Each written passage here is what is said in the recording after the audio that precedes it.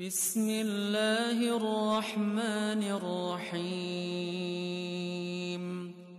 Assalamualaikum. Jangan lupa like, comment, and subscribe. Bye. Berpindah lisan ke lisan, ya. Tapi dengan begitu juga terpelihara daripada penyimpangan dan kesalahan. Di sini disebutkan, illa annallaha qad kataba ala nafsihi hifdha syari'atihi wa ismataha. Karena memang Allah lah yang sudah menjaga syariatnya dan melindunginya. Inna nahnu nazzalna dzikra wa inna lahu lahafizun. Termasuklah diangkat dalil ayat yang beliau baca tadi dalam surah As-Saff. Yuriduna liyutfi'u nurallahi biafwahihim wallahu mutimmu nurihi walau karihal kafir. Mereka musuh-musuh Islam itu ingin untuk mematikan cahaya Allah. Artinya ingin, ya, karena Quran kan nur wahudan, ya. Mereka ingin, ya, dengan mulut mereka untuk kemudian tadi, ya, menyesatkan ajaran Allah. Wallahu mutimmu nurihi walau karihal kafir. Tapi Allah lah yang menjaga tadi kitabnya, menjaga agamanya, walaupun itu dibenci oleh orang-orang kafir. Huwallazi arsala rasulahu bil huda wa dinil haqq liyudhhirahu 'ala dini kullih walau karihal musyrikun. Yang keempat, rabi'an syari'atul Islam syari'atun 'alamiyah muwajjahatun likafatin nas tukhatibun nasa jami'an ala ikhtilafi ajnasihim wa alwanihim wa ta'addud amkinatihim wa azmanihim. Syariat Islam itu bersifat dia universal. Ya, tadi kita sebut kalau undang-undang ya, misalnya undang-undang dasar saja, itu undang-undang dasar sekali. Yang undang-undang lain mengacu ke situ. 1945 UUD kita. Ya. Padahal zamannya belum lama. 1945. Tapi reformasi kemarin udah diamandemen. Nah, dianggap beberapa, ya, pasal-pasalnya sudah tidak relevan lagi. Diamandemen. Syariat Allah sudah 14 abad yang lalu, ya, sampai sekarang ini, ya, enggak ada amandemen-amandemen dan enggak bisa diamandemen. Itu sudah ketentuan Allah dan dia selalu relevan dengan setiap zamannya, ya, akan disebut. Dan kita sebut tadi, ya, undang-undang yang dibuat manusia, ya, mesti berlakunya adalah apa? Lokal, ya, teritorial sifatnya. Undang-undang dasar kita tidak berlaku di negeri Malaysia, tidak berlaku untuk Singapura, tidak berlaku negara lain, ya. Tapi syariat Islam di seluruh dunia itu sama. Apa yang berlaku di kita salat 5 waktu, di Eropa juga 5 waktu, di Afrika juga 5 waktu. Puasa Ramadan di kita di Ramadan, di Eropa juga di Ramadan, di Amerika Ramadan, di Afrika Ramadan juga puasa wajibnya. Haji itu, ya, adalah di bulan-bulan tertentu untuk miqat zamaninya, ya, maka itu berlaku semua. Ini karakteristik daripada syariat Islam adalah alamiyah, universal dia. Jamaah rahimakumullah. Yang kelima adalah syariatul Islam syariatun muttasifatun bis-sa'ati wasyumuli wal kamal unzilat min 'indillahi ta'ala litakuna syari'atan kamilatan fi dzatiha mukammilatan li ghairiha min asy-syara'i as-sabiqah wa jami'atan li mahasiniha wa muttasi'atan li hayatil bashar wal mujtama' min jami'i atrafiha. Syariat Islam adalah syariat yang bersifat dia holistik, ya, asyumul wal kamal, sempurna dan mencakup seluruh aspek kehidupan, mencakup seluruh aspek kehidupan. Yang berikutnya adalah syariatul Islam, syariah muttasifah bil thabati wad dawam wal istiqrar. Ini ya, penguatan dari apa yang sudah disebut tadi. Syariat Islam adalah syariat yang bersifat dia ats-tsabat wad dawam wal istiqrar. Dia tetap, dia terpelihara, terjaga karena dijaga oleh Allah Subhanahu wa taala sendiri. Dikatakan oleh pengarang kitab ini, wasirru fi dawami syariah amrani. Apa sebab syariat ini eksistensinya itu dari sejak diturunkan kepada Nabi Muhammad sampai ya sepanjang zaman itu tetap terpelihara? Dua sebabnya. Ahaduhuma anna Allah Ta'ala arada dhalika wa qaddarahu hina dhamina hadhihi syariah hifdzal kitab alladhi huwa masdaruha. Yang pertama memang seperti yang disebut tadi, Allah lah yang memang menjamin, ya, ini dengan menjamin terpeliharanya sumber daripada syariat ini, yaitu Al-Quran dan hadis. Ya, ketika hadis fungsinya salah satu yang utama adalah menjelaskan keglobalan daripada Al-Quran yang belum detail, maka hadis juga menjadi terpelihara di sisi Allah Subhanahu wa taala. Maka kata pengarang kitab ini, was-sunnatu mahfuzatun bihifdzil Quran li'annaha syarihatun wa mubayyinatun lil kitab. Wasani, apa yang kedua faktornya, anna hadhihi syari'ata tamlikul khasa'is allati taj'aluha salihatan lil hayatil insaniyah mahma taraqqat hadhihi al hayatu wa tatawwarat.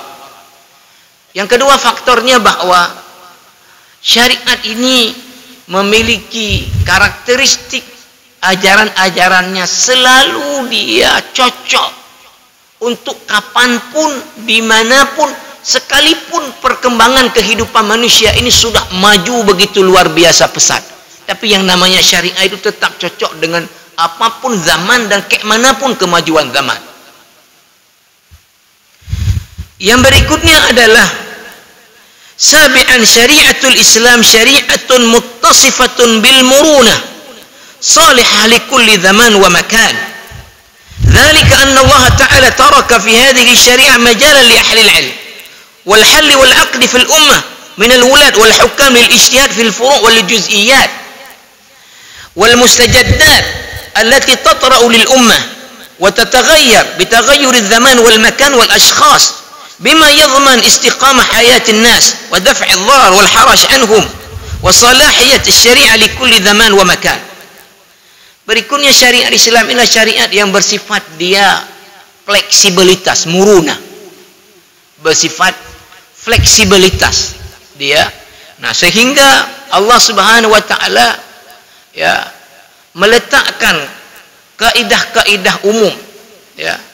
Kalau dikaji usul fikih, ya, apa yang diletakkan oleh Allah di dalam Al-Quran, ya, misalnya Al-Quran menyebutkan, ya, wa kulla syai'in fassalnahu tafsila, segala sesuatu itu kata Allah sudah kami rincikan, wa kulla syai'in fassalnahu tafsila.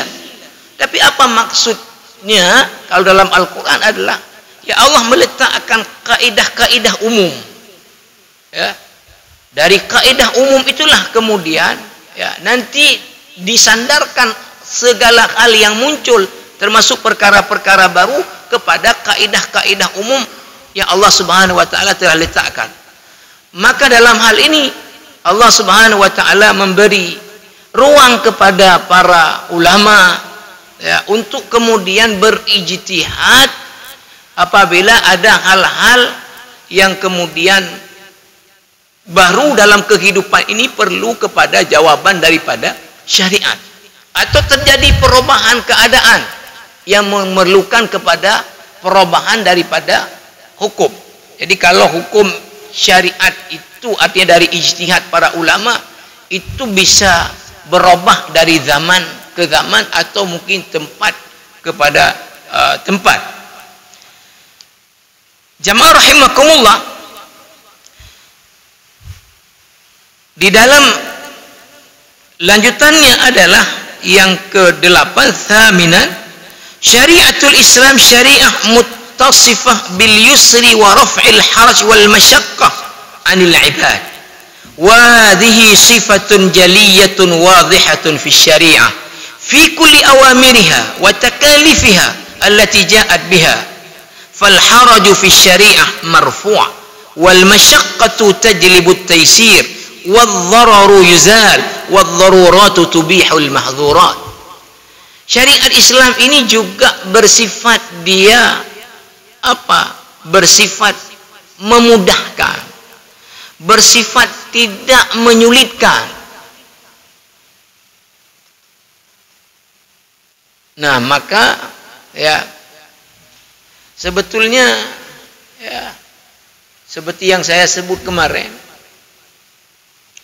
kenapa orang susah kali ya diajak kepada kebaikan yang jalannya mudah, tapi kok yang jahat itu yang dilakukan yang jalannya sulit. Yang kedua yang seperti dibahas di sini, syariat Islam itu sifatnya apa dia? Tadi ada fleksibilitasnya.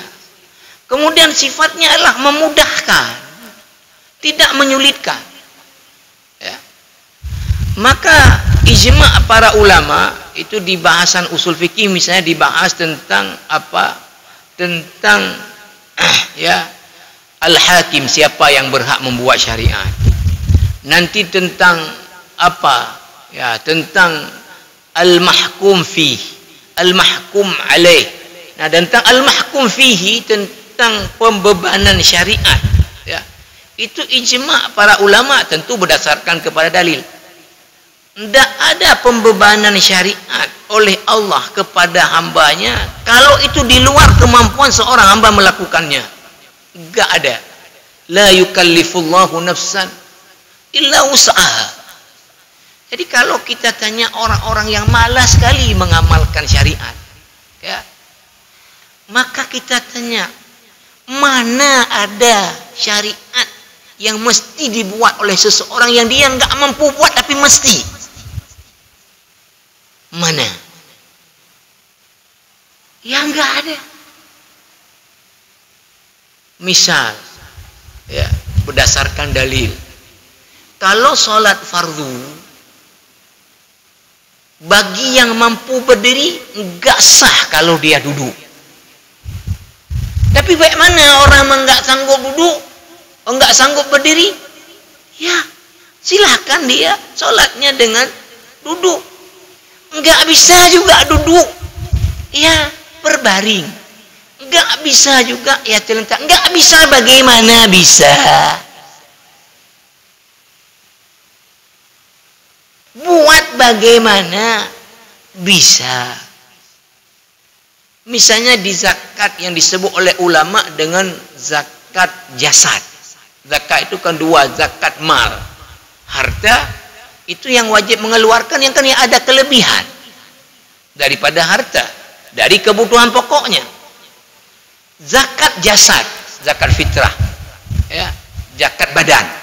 Nah, itu pun kewajibannya adalah atas orang yang pada malam hari raya dia, ya, dan di hari raya itu udah lebih kebutuhan pokok untuk diri dan orang yang dia wajibkan nafkah. Kalau memang nggak ada dia untuk makan, dia nggak ada pun dia beras nggak untuk makan, apalagi untuk dia keluarkan, gugur kewajiban zakat fitrah bagi dia. Nggak ada beban syariat ini yang di luar kemampuan orang melakukannya. Maka setiap sesuatu yang hukum dasarnya adalah begini, orang nggak mampu begitu akan berpindah terus kepada yang mampunya seperti apa. Ya. Sampai kepada tahap apa? Sampai kepada tahap tidak ada kewajiban baginya karena dia nggak mampu. Nah, ini menjadi ciri daripada syariat ini.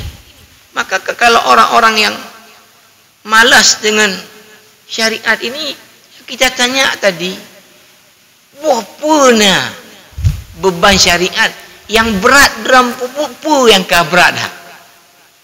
Ya, kembali kalau kita contohkan dari awal kita sampaikan, ya 20 jam wujud hotel Allah malam, cuma 5 waktu aja yang wajib itu, ya ibadah mahdhah.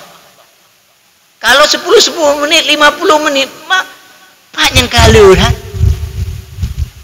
Yang lain kan di luar itu tidak lagi yang wajib, ya. Tapi kan ini saja yang cukup sederhana, cukup mudah. Ini yang tidak dibuat oleh banyak orang. Jamaah rahimakumullah. Berikutnya adalah syariatul Islam, syariatun muttasifatun bil adli wal musawati bainan nas. Syariat Islam ini juga bersifat apa? Dia sama di antara semua manusia dalam hal apa? Ya pembebanan syariatnya. Wajib salat, orang kaya juga wajib salat, orang miskin wajib salat juga. Ya. Puasa, orang kaya juga wajib salat, wajib puasa, orang miskin juga. Ya.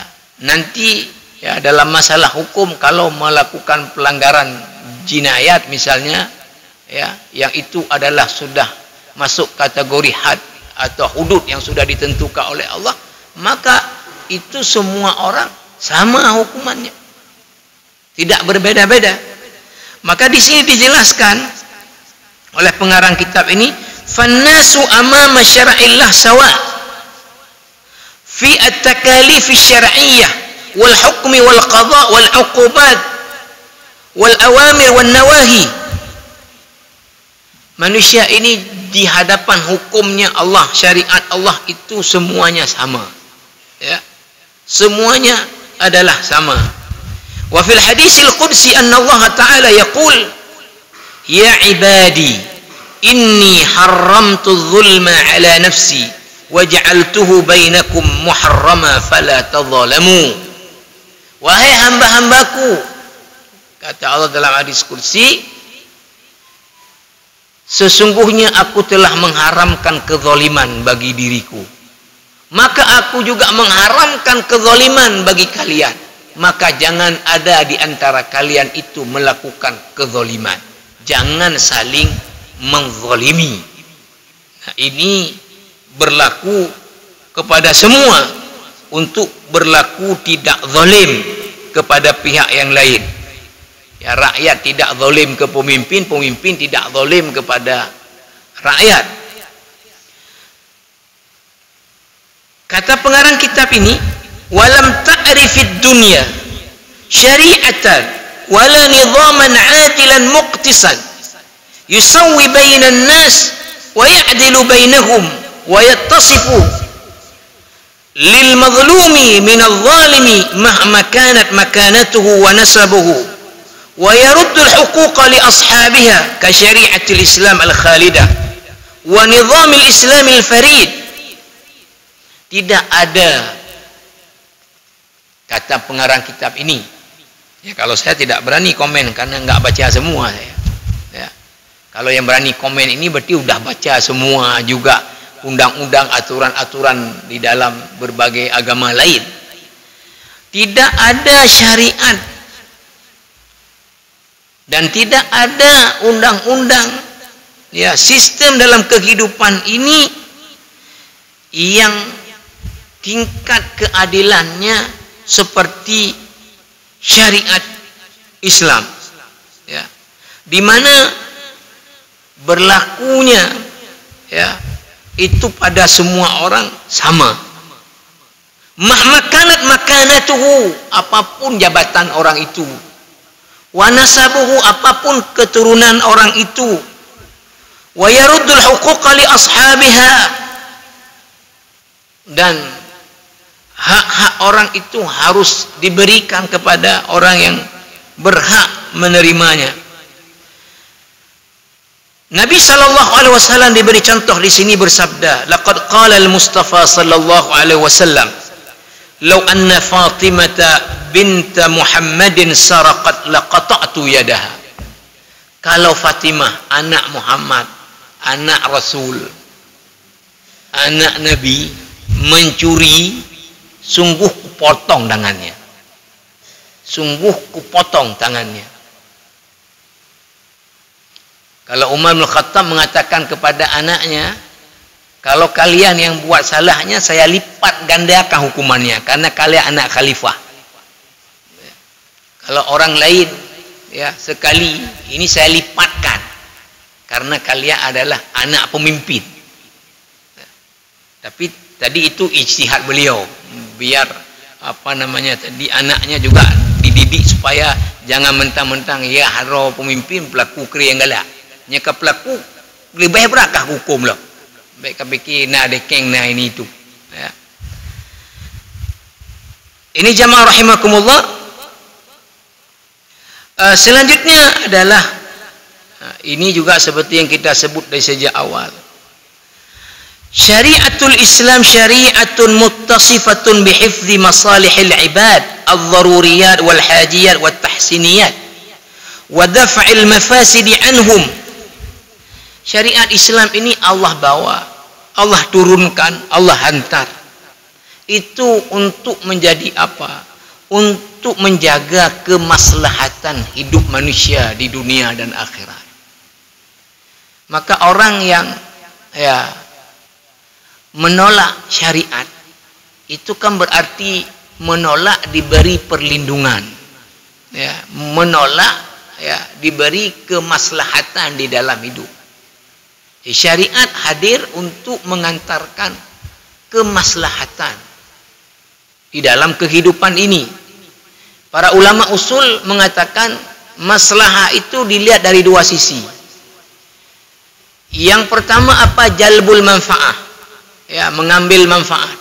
Syariat Islam datang supaya manusia ini dapat manfaat dalam hidup di dunia ini dan juga di kehidupan yang selama-lamanya akhirat. Yang kedua darul mafsadah, untuk menolak kerusakan dalam kehidupan ini.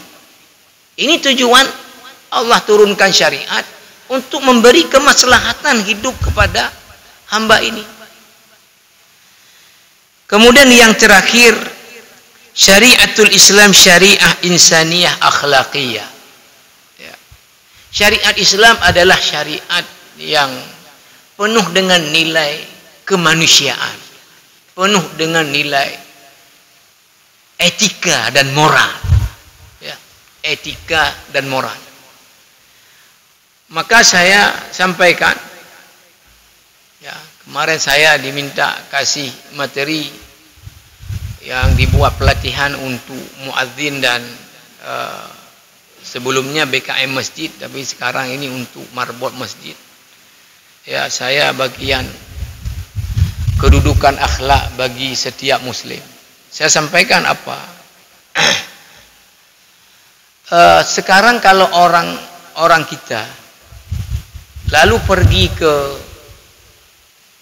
dunia yang udah maju, peradabannya, maju di kemodernannya, katakanlah misalnya Eropa, Amerika, Australia.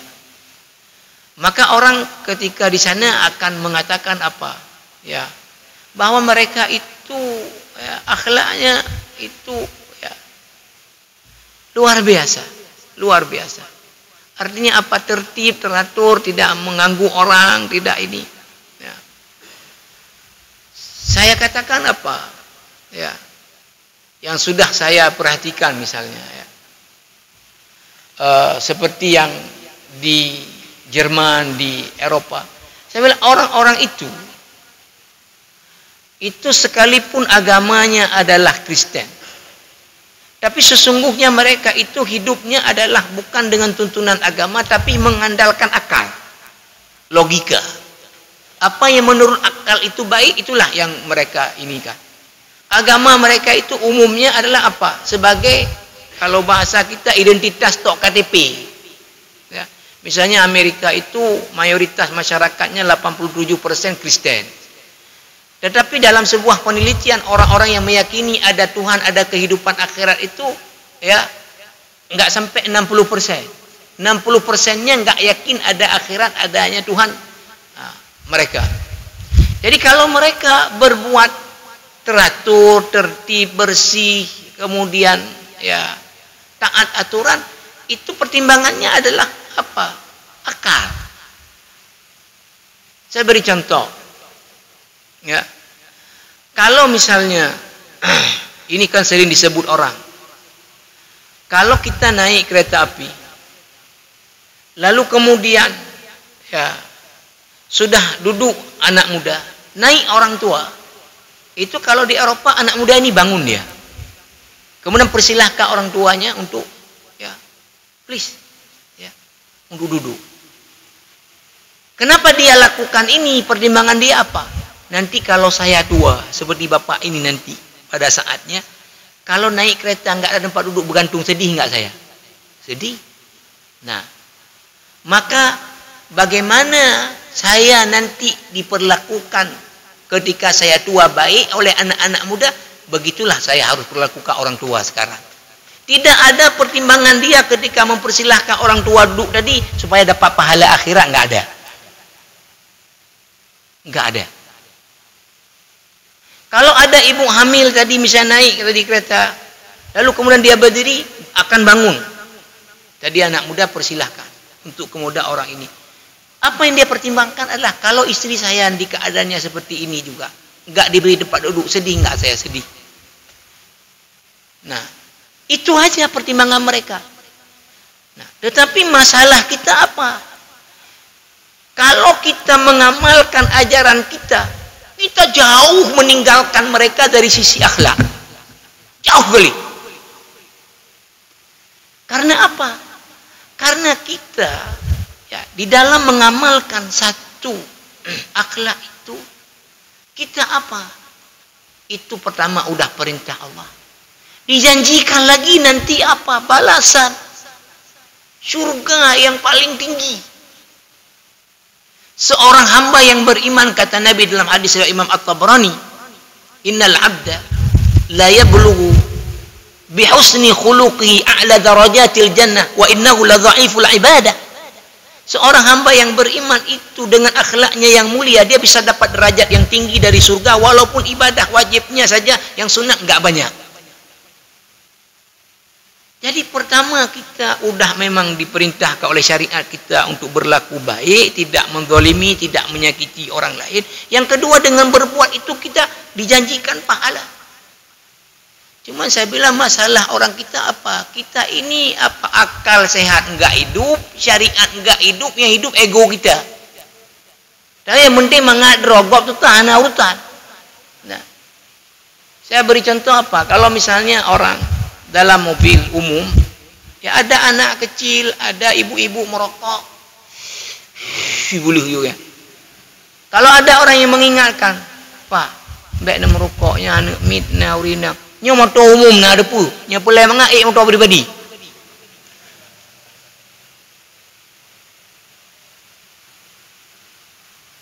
Nah, jadi inilah tadi yang disebut syariat Islam ini syariat, ya. Yang salah satu aspeknya adalah apa? Aspek kemanusiaan dan etika. Saya sampaikan apa?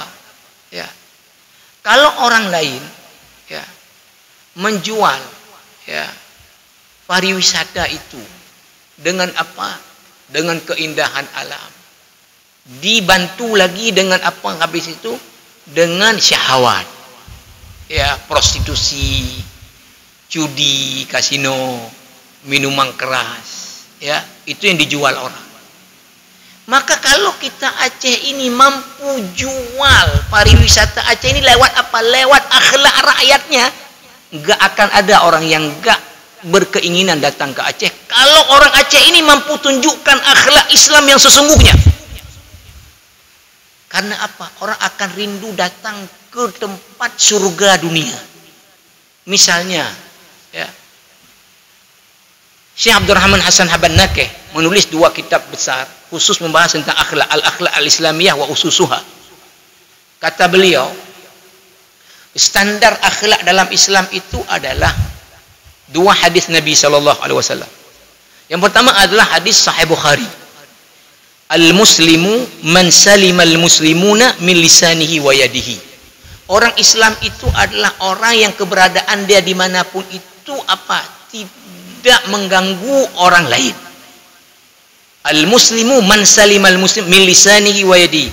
Orang Islam itu orang yang cirinya dimanapun berada dia, kapanpun keberadaan dia itu tidak mengganggu orang lain. Yang kedua adalah hadis, ya, riwayat Abu Dawud. Ini potongan daripada hadis panjang. Amilin nasa bima tuhibbu an yu'amiluka. Perlakukanlah orang lain sebagaimana kamu ingin diperlakukan. Tapi kalau saya tambahkan hadisnya satu lagi, Sahih Bukhari juga. Tapi hadis ini apa? Hadis tentang masalah bersedekah. Tapi maknanya juga kepada standar akhlak. Kata Rasulullah, ala kulli muslimin sedekah. Wajib atas setiap muslim itu bersedekah. Karena ala itu sirah amar. Ya, wajib ala kulli. Setiap muslim bersedekah. Ini kan statement yang membingungkan sahabat. Kayak mana setiap orang tanpa kecuali harus bersedekah? Sementara orang untuk dirinya aja nggak cukup. Kayak sedekah dalam Quran lain. Mereka sahabat tanya, qalu kaifa ya Rasulullah? Kayak mana caranya Rasulullah bahwa tanpa kecuali orang harus bersedekah? Apa kata Rasulullah pertama? Qala fay'amal biyadaihi fayanfa' nafsahu wa yatasaddaq. Pertama, setiap orang yang ada potensi itu kerja dulu. Dari hasil kerja dia itu, maka dia dapatkan penghasilan, itu dia pakai untuk menafkahi dirinya dan orang yang dia wajib nafkahi. Kalau ada lebih, ya tasaddaq. Dia beri sedekah kepada orang yang membutuhkan. Karena ini tidak semua orang yang ada pekerjaan dapat kemudian hasil cukup untuk diri, ada lebih. Ada orang yang memang ada kerja, tapi hasil yang dia dapatkan nggak cukup pun untuk keluarga. Sahabat tanya lagi, fa'illam yaf'al. Kalau nggak mampu Rasulullah, bagaimana? Qala yu'inu dzal hajatil malhuf. Dia bantu orang yang ada kebutuhan tapi nggak mampu dia buat. Ini maknanya apa? Luas. Bisa bantu dengan tenaga, bisa bantu dengan ilmu, bisa bantu dengan pikiran. Orang kaya naik Mercy, harga lebih 1 miliar. Datang ke kampung kita, nggak tengok dia masuk mobilnya ke lubang. Digah-gah nggak bisa naik lagi, kecuali memang harus diangkat sedikit. Maka kita yang ada ke situ, Pak, anak perlu pakai dengan padundor tak gerak bacunya kalau item Pak motor. Angkat. Orang kaya ketika itu malhuf, dia nggak berdaya. Dibantu oleh orang yang lebihnya apa? Di tenaga, bantu dengan tenaga. Sahabat bertanya lagi, bagaimana dengan orang ilmu nggak ada, uang nggak ada, tenaga nggak ada, kalapermo? Fa'illam yafa'al, kalau nggak mampu Rasulullah, ya'mur bil ma'ruf aw qala bil khair. Dia ajak orang buat baik. Kalau saya contohkan misalnya ada pembangunan seperti masjid ini, kalau ada misalnya anak yang arsitek baru selesaikan, uangnya belum ada, dia belum kerja. Dia tahu ada mau dibangun masjid, ya direhab bangun baru. Dia datang ke pengurus panitia, loan alumni arsitek, nyo menyapeng gohlomna alung kana gohlom kerja. Tapi ni izin lum pegak gambar masjid, baik ni bayu sedekah lun. Dengan ilmu dia. Orang teknik sipil setelah gambar dibuat, lun alumni teknik sipil. Salah sabuh kerja kamu pun menghitung rap. Nya masjid kan perle hitungan ji padu habis peng ini itu. Pulon ajukan kailah kerap lum pegak baik ni bayu sedekah lun. Dia bantu dengan ilmu. Nah, orang yang tukang, ya, ada kemampuan bertukang, datang kepada dia, lu menyenlakai bantu temen dan sebagainya, lu hana lebih dah, mudung gelah-gelah kedua lah, pendapatan lu. Tapi lu tukang, miana kau toroyong ni pegah apa? Lu tinggal bulain, lu ya bantu tu majib. Nyanya mampu lu, bantu dia dengan itu. Orang enggak ada ilmu arsitek, enggak ada ilmu teknik sipil, enggak ada juga ilmu tukang, tapi sehat fisik, lu yang tukang haji lawak tu main beres, angkau patah aja ni pegah apa? Dengan tenaga lu bantu tu majib. Bantu dia. Itu namanya yu'inu dzal hajatil mal'uf. Kemudian ditanya lagi tadi, kalau enggak mampu juga Rasulullah, pengana, ilmiana, tenaga kalape. Apa? Mungkin ada anak dia ni tu masjid nang kau toroyong kayak bantu nu tu masjid dia kau toroyong kami ayah kana mampu boleh. Sahabat tanya lagi, fa illam yaf'al. Kalau enggak mampu juga Rasulullah kayak mana? Apa kata Rasulullah? Yakuffu syarrahu 'anin nas. Yakuffu syarrahu 'anin nas. Dia tahan kejahatan dia terhadap orang lain. Fa innahu sadaqatun minhu li nafsihi. Itulah bentuk sedekah dia dari diri dia untuk diri dia. Maka kan terjawab, enggak ada orang yang enggak bisa bersedekah. Pertama memang betul kalau ada lebih bantu orang yang membutuhkan. Enggak bisa apa-apa, terakhir jangan sampai keberadaan kita ini merugikan orang lain. Nah, kalau orang Aceh ini mampu semua menahan diri untuk tidak melakukan kejahatan terhadap orang lain, kan berarti Aceh ini kan surganya dunia.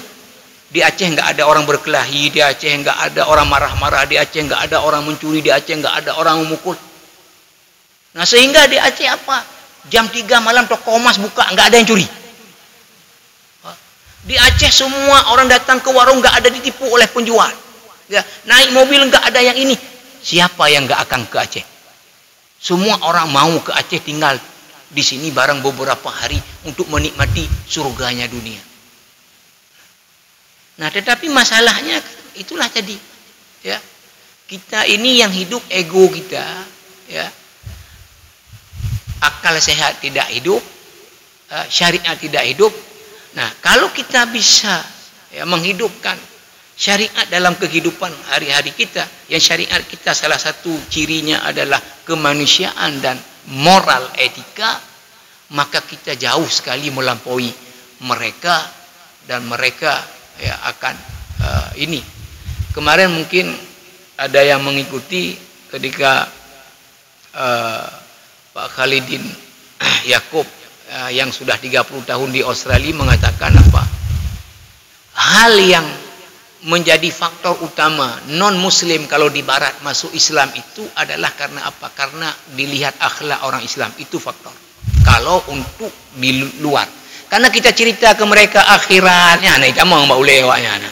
Nah, tetapi apa yang membuat mereka tertarik ketika bertetangga dengan kita? Wah, bapak itu begitu baik, begitu, kenapa? Nah, mereka akan datang tanya, kita jelaskan karena ajaran agama kami mengajarkan kami begini. Jadi kebanyakan di Eropa itu orang masuk Islam karena melihat akhlaknya orang Islam. Maka di kajian tentang ilmu dakwah itu disebutkan juga, ya, oleh Syekh Abdul Rahman Hasan Abanake. Dulu orang berbondong-bondong masuk ke dalam Islam karena melihat para sahabat, melihat, ya, para dai ini orang-orang yang berakhlak mulia. Itulah yang menarik orang kemudian ramai-ramai untuk masuk ke dalam Islam. Nah, sekarang ini, ya, kalau saya bilang apa? Kalau orang misalnya, ya, membaca dari literatur, orang barat kan salah satu kesukaannya membaca literatur, ya. Kemudian dia bacalah tentang Islam. Kemudian dia ingin sekali hidup di daerah yang menerapkan syariat. Datanglah ke kita ke Aceh. Mau dua uroi no merubah you pikiran ya deh mau Islam. Karena apa? Pandai motor poi bandara kai bunga ile bunu wayu. Ya, andai baju hubu kai koh baju hubu. Habis itu kalau dia pergi ke masjid, di luar sudah tertulis sebesar-besar, awas banyak maling di sini. Nah, dia tengok di masjid tabungan-tabungan diikat dengan rantai. Berarti rawan. Jadi kan ini masalah kita. Maka syariat yang Allah kirim ini adalah untuk memang kebaikan dunia dan akhirat kita. Maka terlalu naiflah kalau orang kemudian tidak secara thayyibin nafsin, kalau bahasa Arab, dengan senang hati untuk mengamalkan syariat, padahal tidak ada apapun dari syariat ini yang kemudian membebani, karena dia sifatnya adalah tadi tetap selalu al-yusr, mudah. Nggak bisa yang seperti itu, seperti apa yang bisanya. Bahkan bisa, kalau tidak bisa tadi menjadi tidak wajib untuk dilakukan. Haji adalah rukun, hanya wajib bagi orang yang mampu. Yang tidak mampu, ya tidak ada kewajiban untuk itu. La yukallifullahu nafsan illa usaha, yuridullahu bikumul yusra wa la yuridu bikumul usra. Allah maunya bagi kalian itu yang mudah, tidak mau menyusahkan kalian. Mudah-mudahan ada manfaatnya. Nanti kita insyaallah sambung lagi beberapa kali saya sebut tentang pengantar ini, ya, sampai kita dapat insyaallah yang ikut pengajian secara terus menerus ini seperti orang kuliah juga beberapa semester. Karena saya akan coba secara sistematis, ya. Mudah-mudahan ada manfaatnya. Subhanakallah bihamdika asyhadu an la ilaha illa anta astaghfiruka wa atubu ilaik. Wassalamualaikum warahmatullahi wabarakatuh.